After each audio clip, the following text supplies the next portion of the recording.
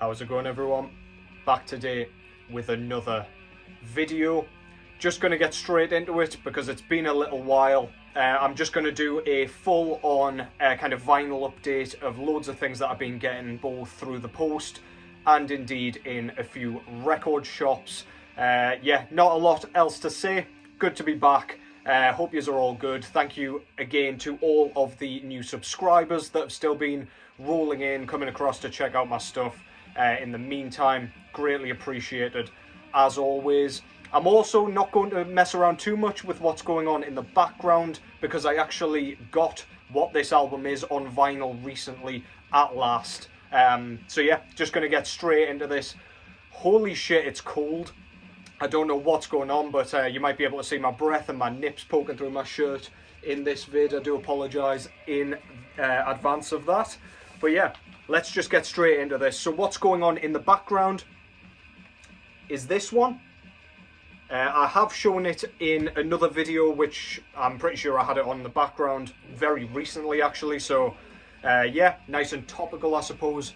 But this is the debut and only full-length album from Macabre out of Sweden, entitled The Winterlong. So this was a one and done band pretty much. I don't think they did anything else. They might have done a demo, but yeah, I'm pretty sure they split up not too long after this one. This is Swedish death metal, done in a very kind of traditional way. You've got the buzzsawing HM2 guitar sound.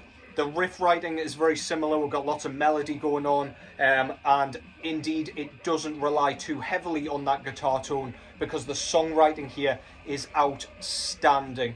You will hear in the background it's got a bit of a mournful sort of almost melancholic feel about it. If you like bands like Gormant, then this will absolutely scratch that itch. It's got a bit of like a gothic edge, even though there's no like gothic in the sort of music style, if that makes any sense. But yeah, we've still got the gruff growls, as you will hear, still got the sort of thrashy drum work. It's still very much just rooted in death metal. So yeah, we're going with that one first of all, and that's what's going on in the background, so please do check that out.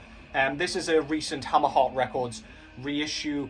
On the front cover there, we've got their fantastic logo with the title down below, and we've got a very sad looking woman on the front, kind of looking very miserable and depressed, which kind of goes along with how this album feels at times once things start to slow down. But yeah, love that artwork. It does kind of remind me of like a Death Doom album from like the Peaceville kind of catalogue back in the day, but yeah, I assure you there's not too much going on in the way of doom metal on this thing. On the back we've got more sadness with some forlorn looking dead faces, I'm assuming. Very, very cool. I don't know what she's whispering in his ear, but he seems to be quite enjoying whatever it is, so who knows, he just enjoys depression.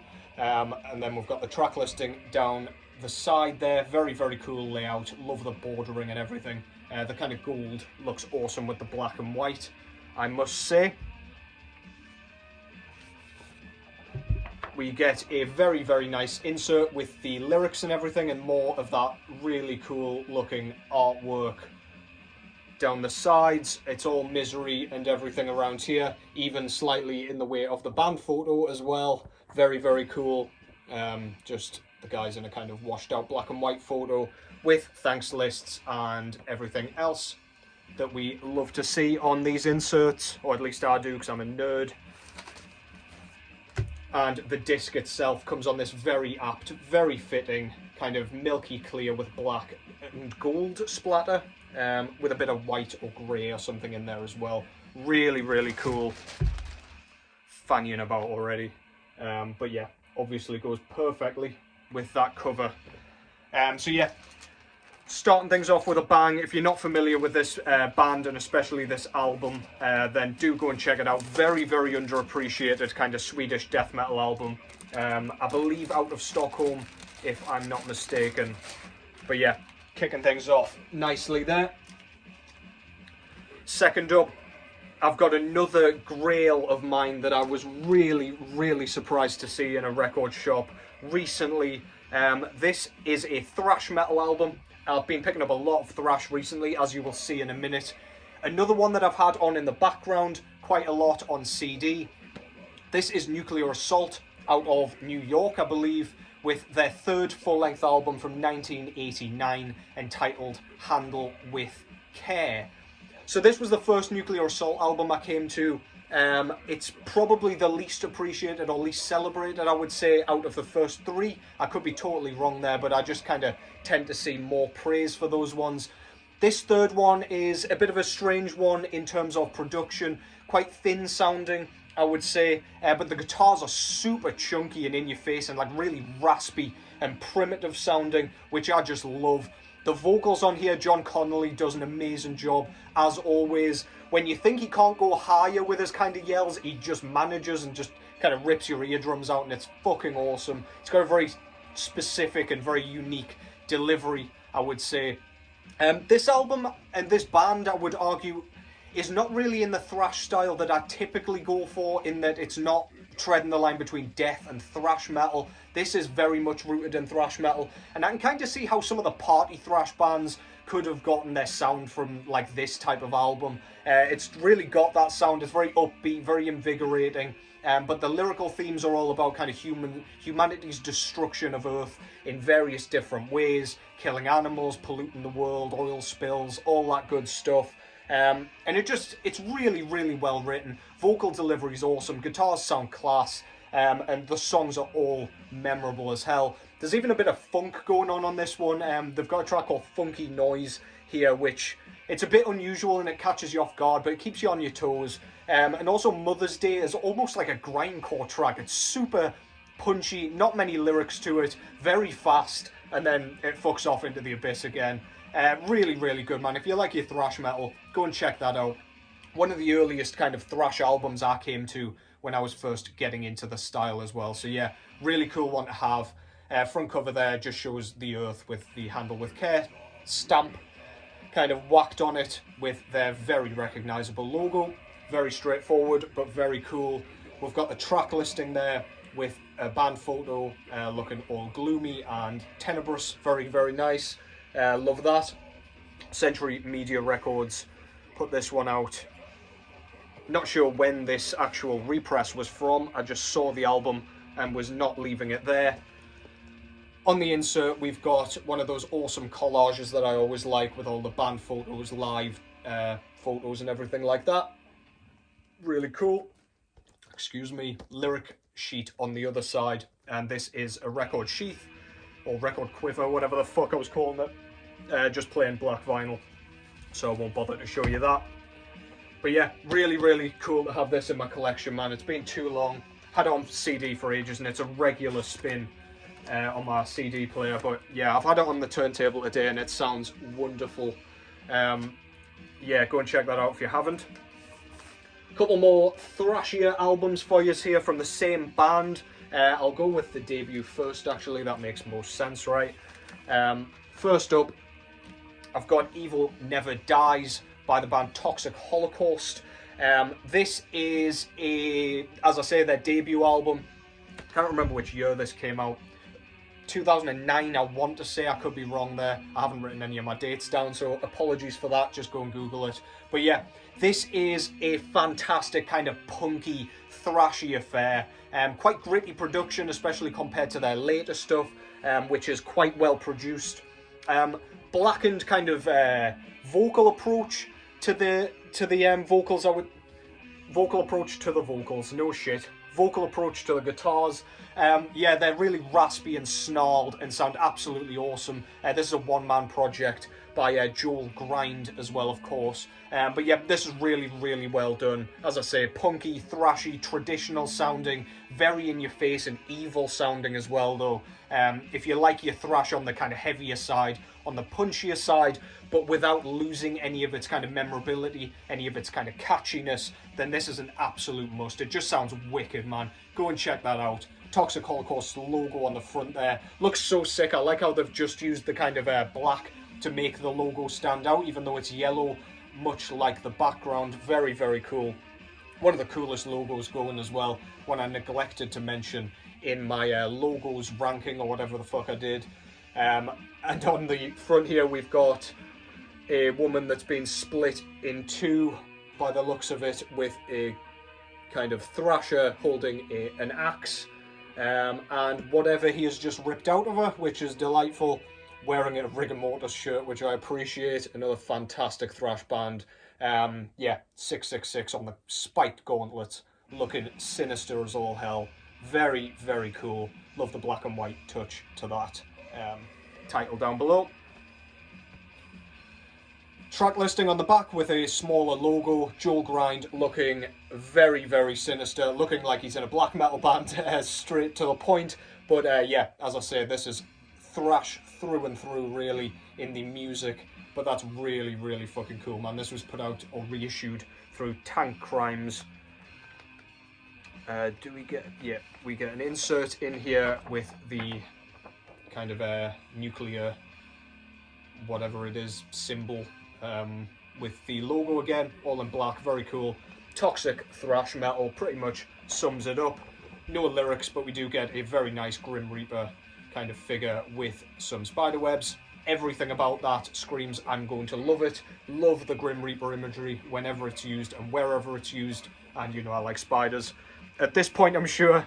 And the disc itself, I didn't realise this was going to be coloured when I picked it up, but it came on this very, very appropriate yellow with black splatter. Very, very nice bits of white in there as well. Always getting the variant descriptions spot on, I'm aware. But yeah, fantastic album. I've been trying to pick up a few of their albums because I only have an Overdose of Death, or, well, I don't anymore, but I did prior to this. So yeah, really nice pickup, very happy with that. And from the same place, I picked up this one. So this, I believe, is their 5th full-length album, if I'm not mistaken. This was from 2013, I want to say. Again, probably fucking the dates a bit. But yeah, this is their 5th album, entitled Chemistry of Consciousness. This is, as I said just before with the description of the first one, this is on the other side. It's quite crisp and well produced. Everything comes through very nicely. It doesn't lose any of its grit despite it being crystal clear. You just get to appreciate that kind of chunky sawing guitar sound a bit more. This is another short affair. I'm pretty sure this is under the half-an-hour mark. But I've been listening to this one an absolute ton. Rat Eater being one of my favourites. But the track Acid Fuzz, the guitar sound on that, it's just got such a traditional kind of heavy metal guitar sound that just goes straight to my bones, man. Just cuts straight to the core. Really, really awesome. A few more slower moments on this one. I'd say the punk's dialed down a bit. And in its place, it's just like really like chest-beating thrash metal. Great to run to. That's what I've been doing a lot recently with it. Yeah, absolutely stellar work. Yet again from Joel Grind. Front cover there shows the logo again, yellow, but with an easier kind of readable background on it.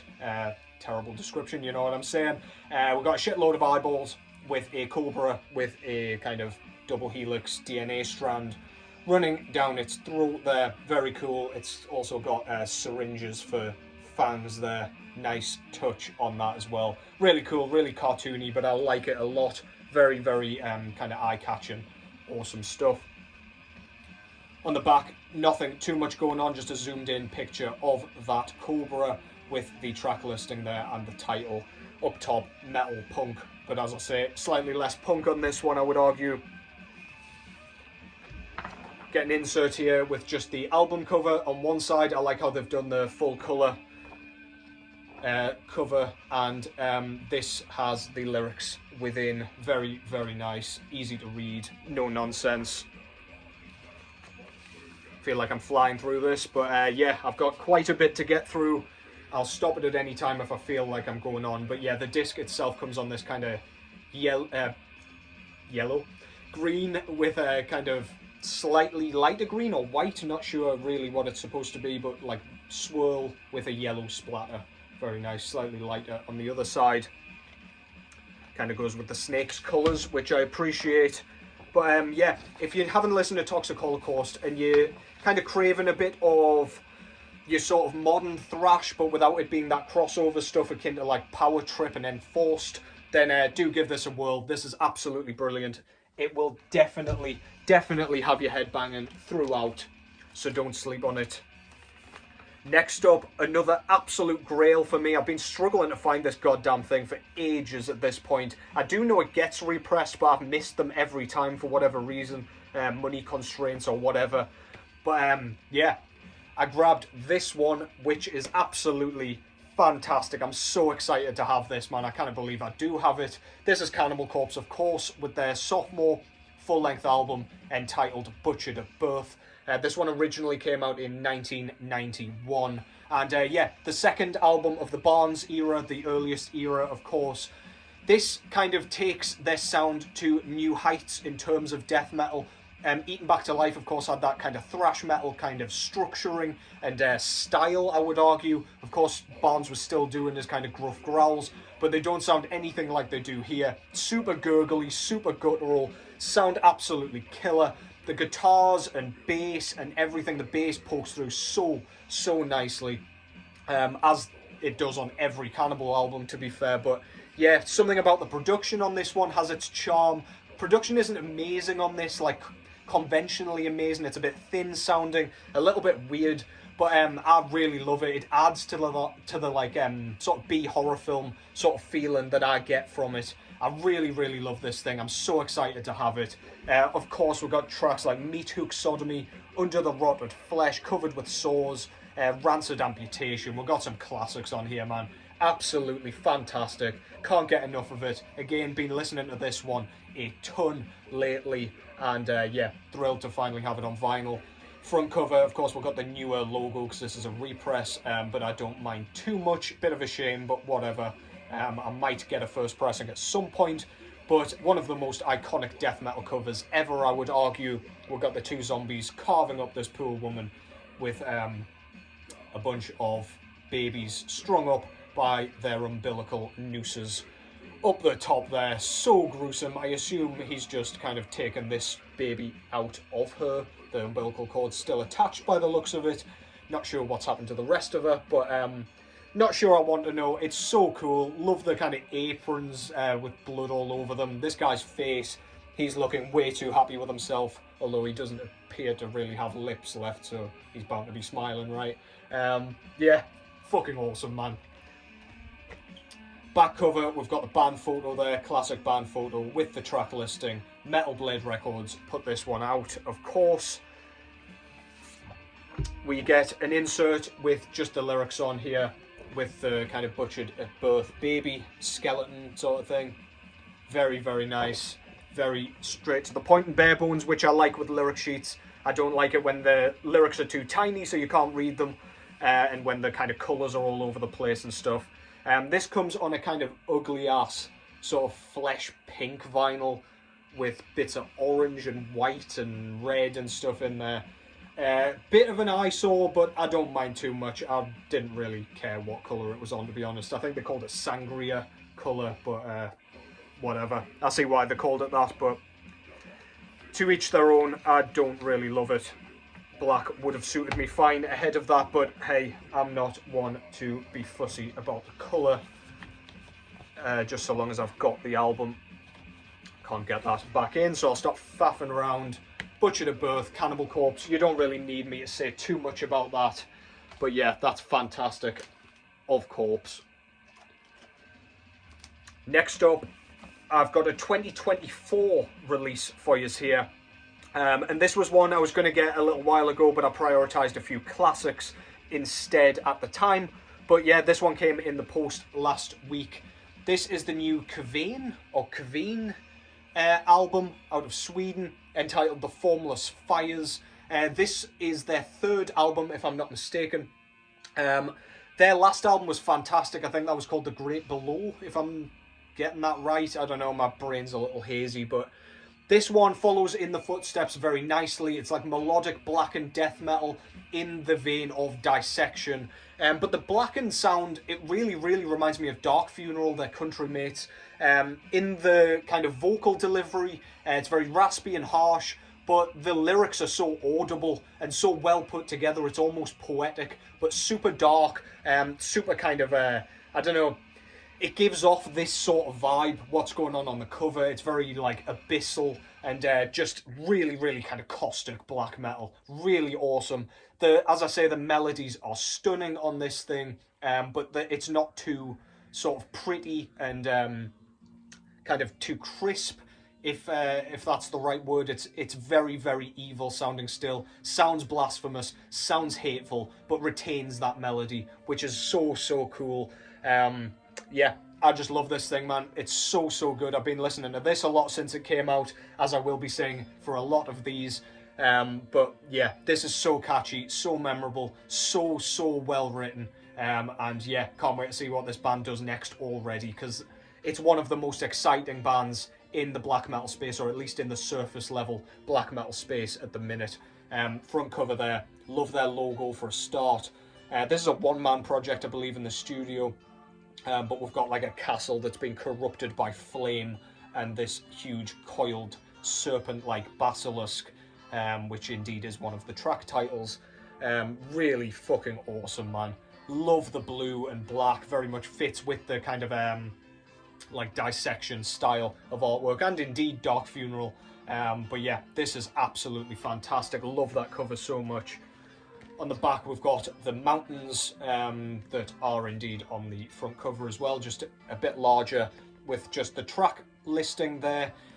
This was put out through Metal Blade Records. They were on Black Lion Productions, I believe, so this is their first one on a big label, and we've not lost any of that kind of efficacy, which is always a worry when bands, underground bands, kind of move over to bigger labels. But yeah, on the insert here we've got the same photo, it's not a photo, same painting as on the front cover, but instead it's glowing green instead of the kind of fiery orange, which is very cool.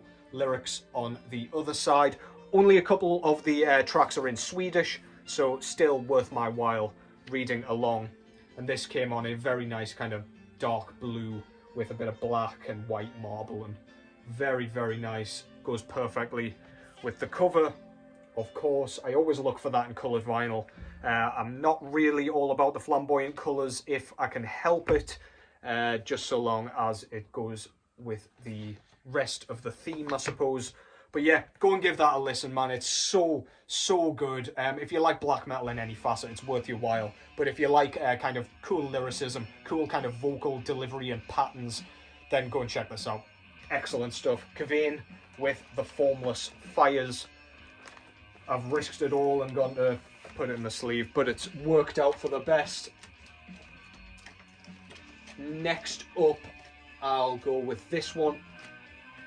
I do have a few more, but I'll see how long this is going on for, because I've got plenty more to show in another vid in that case. But the next one I've got here is this. This is Seth with La France des Maudits, which is perfect French pronunciation. I'll not hear anything else about it.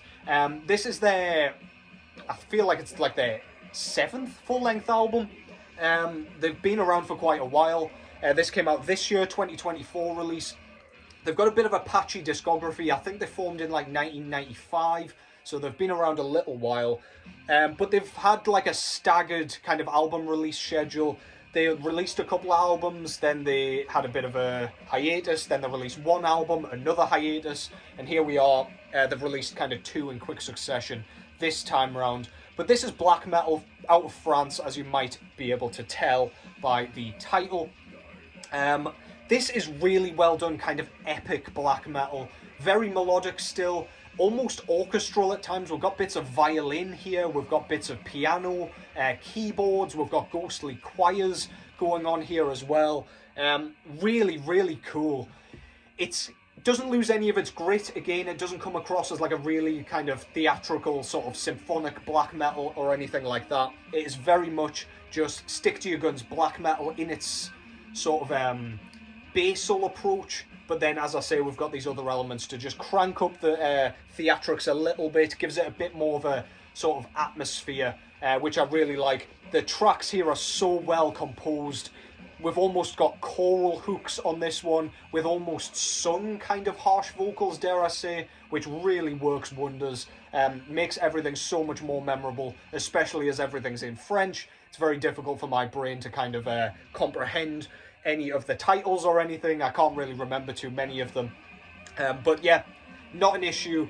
it's just a fantastic piece of art that needs to be enjoyed in its full, in my opinion. Really, really good. Doesn't sell you short either. I think this is around the 50-minute mark, so no messing around on this one. Yeah, this is fantastic. So good. Go and check it out. Seth with Le Maudits. La France de Maudits. Sorry, my bad.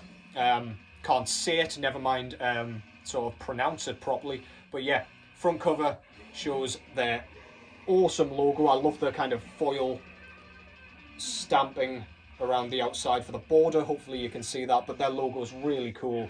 Try and get that on there effectively.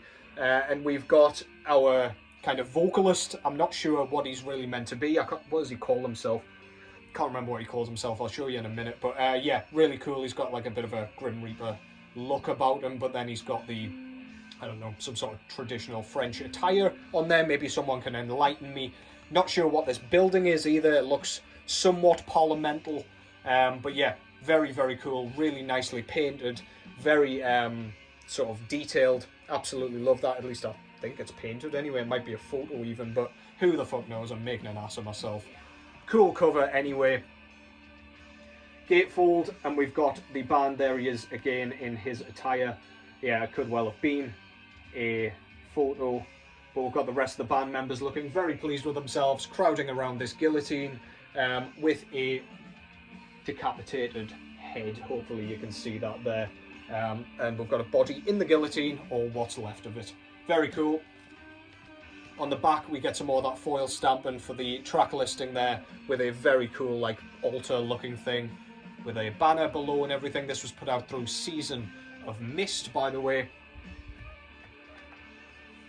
In here we get a stunning sort of lyric booklet with some band photos and everything. There he is. He's called Saint Vincent or Saint Vincent. Not sure how you pronounce that.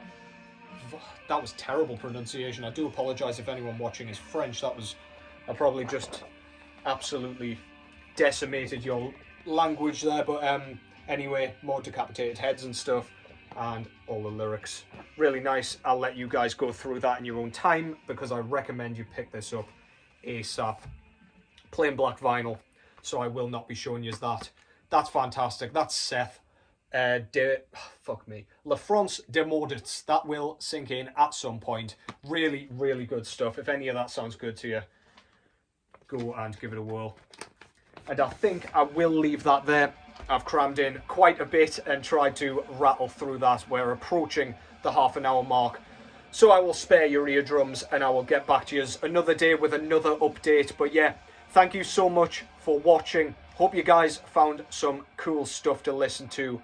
In the meantime, yeah, I'll get back to kind of normalcy or normality. I don't know. Forgotten how to speak English now that I'm fully French. But yeah, let me know what you guys think. Take care as always, and I will catch you in the next one.